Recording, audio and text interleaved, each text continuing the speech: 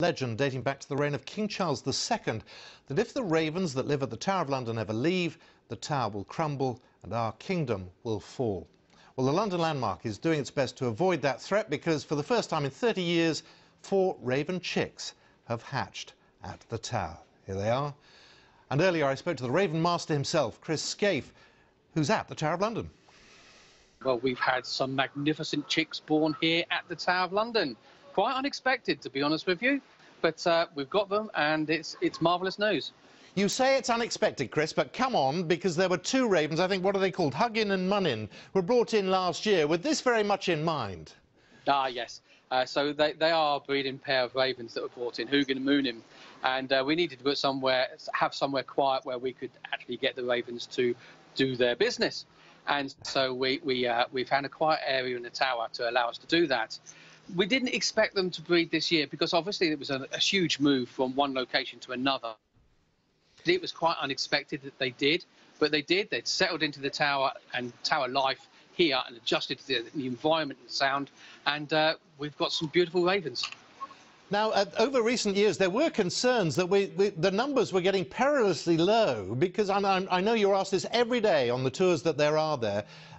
This legend, people are worried about it.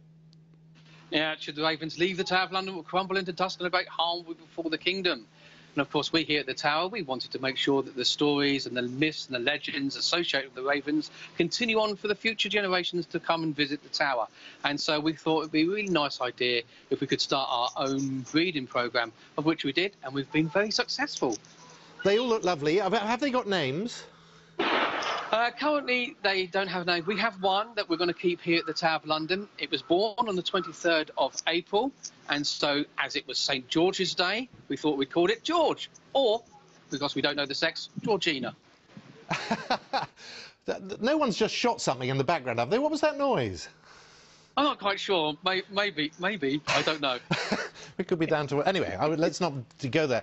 But in terms of the Tower of London, I mean, it's synonymous with ravens. Just explain how important they've become.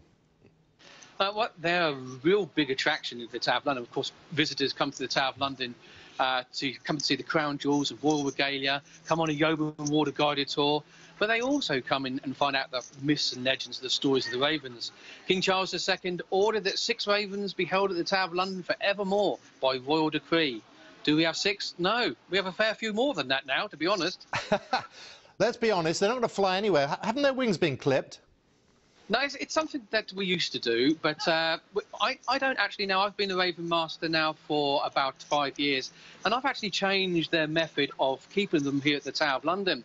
And so we asked them to stay here willingly rather than forcing them to stay. And it's just what I call feather management. So actually, when you come to the Tower of London, the ravens do fly around nowadays, but I can tell you that food is involved. What's the best bit about being Ravenmaster? Well, it's quite a unique title to be called the Ravenmaster, isn't it? I think it's the only one official that I know of in the world.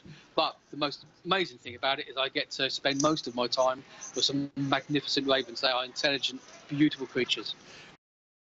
That was SKAIFE, the Ravenmaster at the Tower of London, talking to me a little earlier.